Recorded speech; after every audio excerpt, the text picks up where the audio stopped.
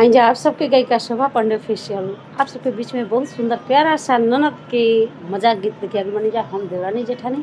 आप लोग सुनी जा, अच्छा लगी सब्सक्राइब जे ना करे चैनल के सब्सक्राइब करो और यूट्यूब चैनल का हमारा लाइक शेयर फॉलो जरूर करो। दरजी सियले बचोलिया सिलाई मांगता, दरजी सियले बचोलिया सिलाई मांगता हो सिलाई मांगता, सिलाई मांगता हो सिलाई मांगता।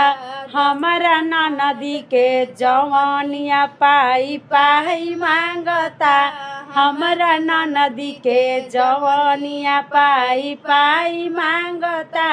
दर्जी सियले बचोलिया सिलाई मांगता, दर्जी सियले बचोलिया सिलाई मांगता।